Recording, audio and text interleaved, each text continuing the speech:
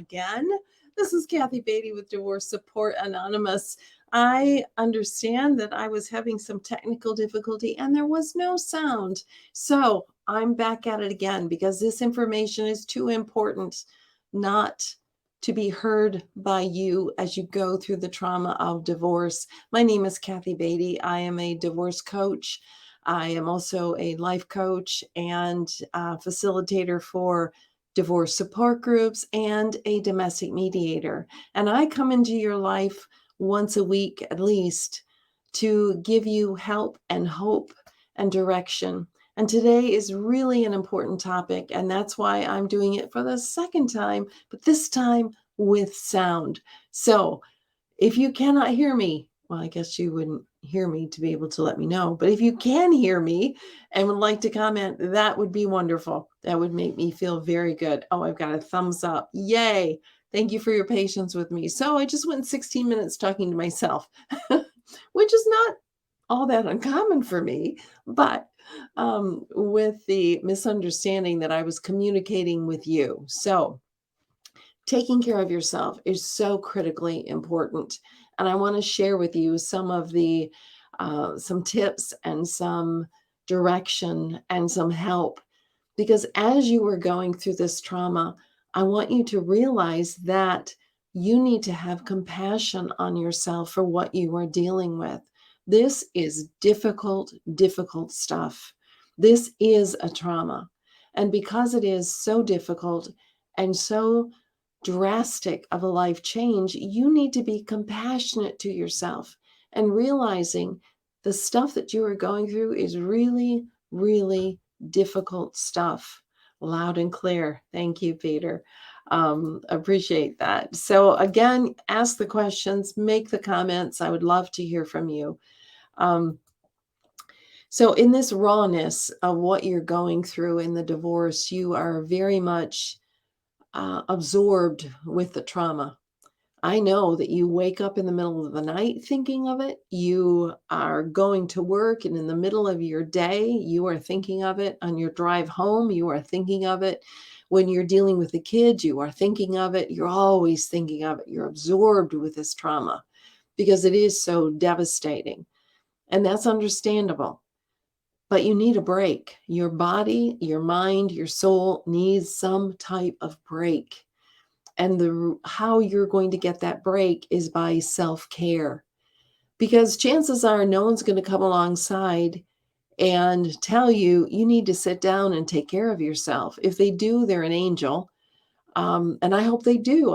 I hope you have people ministering to you. But the truth is, it has to be your decision to say, time out. I need to take a deep breath. I need to give myself some rest and to stop thinking about and planning and being so absorbed with what's going on in my life. Easier said than done. I get it. But your body needs the rest. So I want to talk to you about self-care today and what that looks like and how it can help you get through this very, very difficult time. First of all, I want you to realize that grief is self-care. Allowing ourselves to grieve is self-care. We need to grieve. We need to release the pain that is going on inside of us.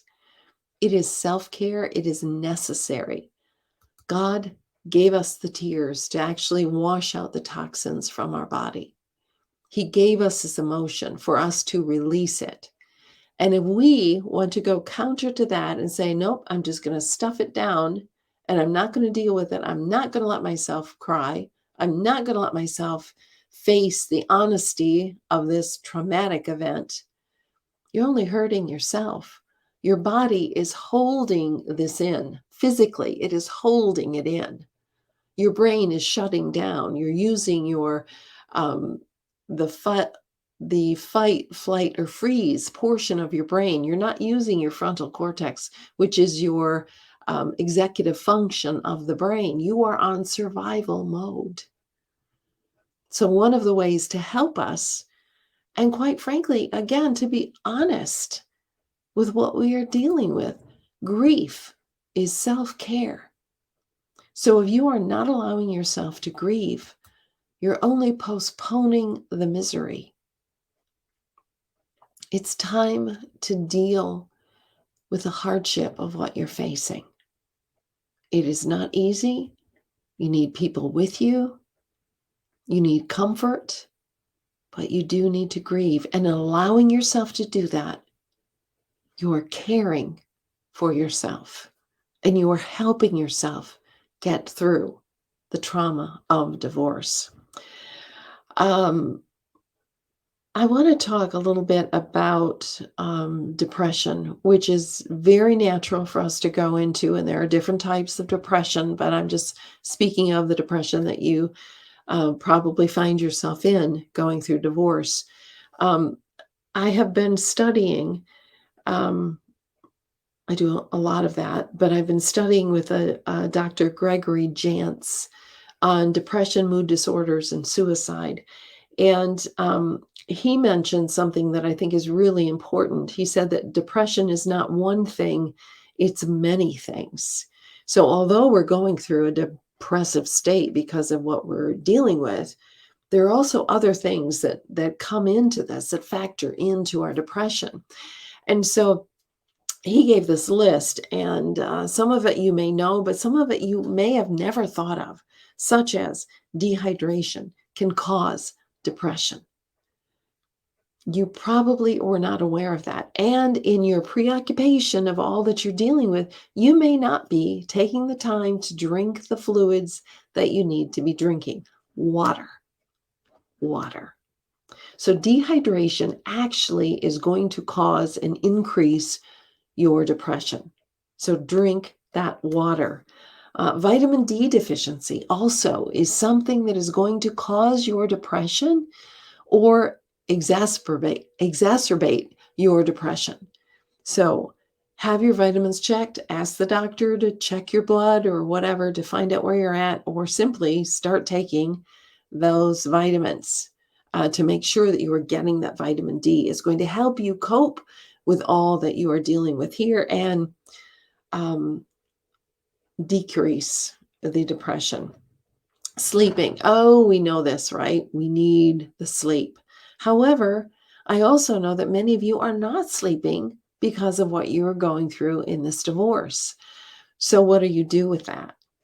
Well, if you are doing that self-care and allowing yourself to quiet, to meditate, to pray, to remove yourself from all the stress of it, is going to help you to relax. And I know you're waking up in the middle of the night. I know that you are.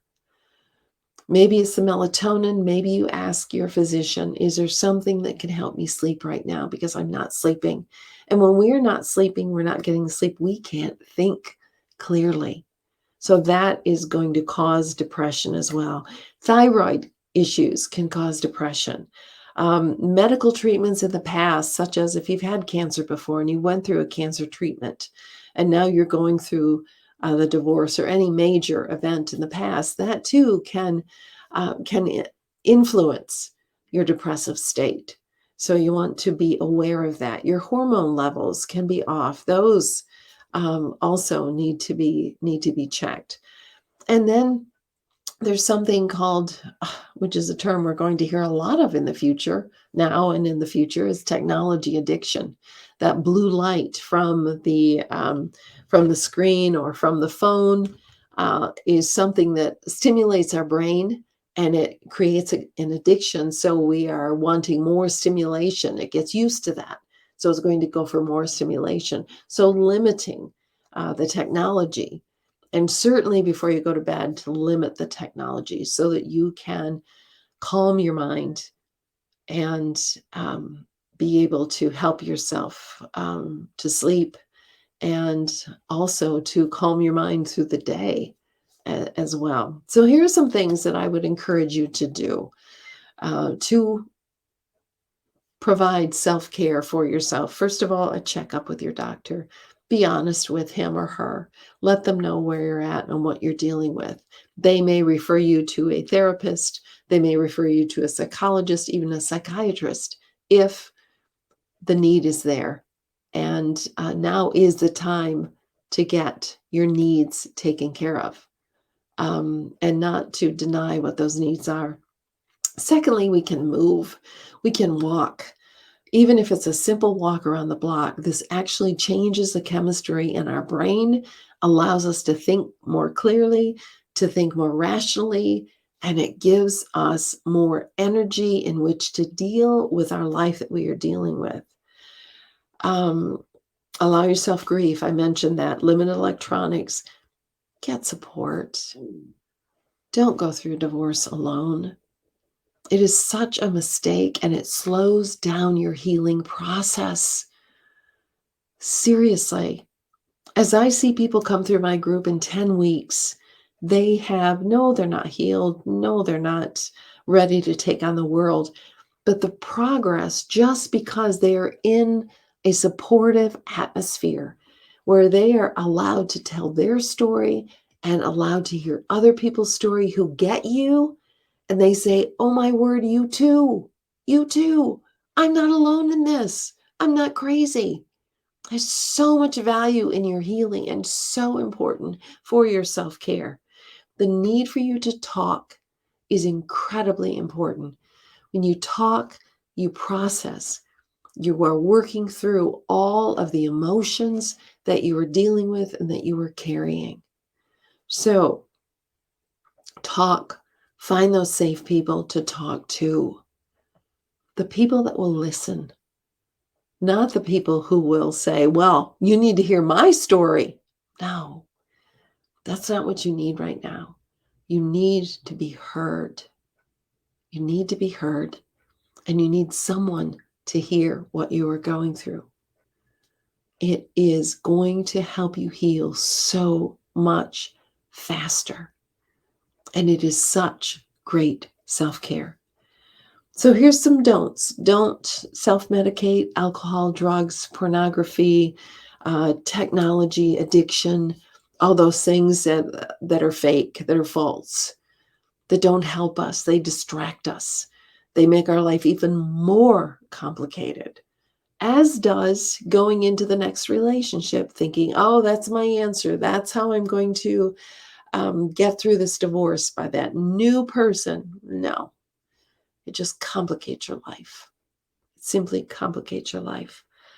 Um, Again, watch the technology and all that you're exposing yourself to. Don't expose yourself to people who are going to be negative or bash your former spouse. It doesn't help you. Really doesn't. For them to listen, for them to allow you to tell your story is helpful. But if you're just going to sit and bash, it's not, negativity is not what you need right now. You need truth. You need support. You need to talk. You need people who will speak into your life, who will care for you, who will minister to you. I so remember, and I've told this story so many times, but it bears repeating. When I would go into church, my church was very supportive, and I hurt for those of you whose story I've heard that is not that way. But for me, when I went into my church, they were very supportive. And just for someone to come up and to touch my arm was like salve to a burn. It was just so ministering. So allow people to minister to you, good people who care for you. And if you don't have those people, then you need to reach out to find those people. That could be in a support group. That could be in a church. That could be with a therapist, group therapy. But don't go through this alone. Self-care. Take care of yourself right now. You're dealing with so much. And my heart just aches for you because I was there and I know what you are dealing with, and it hurts and it is so heavy. So, one way in which you can lighten your load is to get the self care that you need. You, my friend, are worth getting care.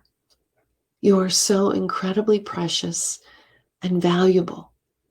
And I know you don't feel that right now, but you are. Trust me. This is not a destination. It's just a very ugly and hard and heavy transition. You will get on the other side of divorce. I hope that's of help. And please let me know how I can be of help with you. I know that I've had a few people reach out and say they really were struggling after the divorce was final and they really needed help in building their life. So I'm considering doing a Zoom class on building your life after divorce. I have a book behind me, that one right there, which is guides us through 8 weeks in building our life after divorce. So if you're interested, let me know. Other than that, I look forward to connecting with you again next Friday, if not before. And this is Kathy Beatty with Divorce Support Anonymous, walking with you every step of the way through the trauma of divorce. Good evening.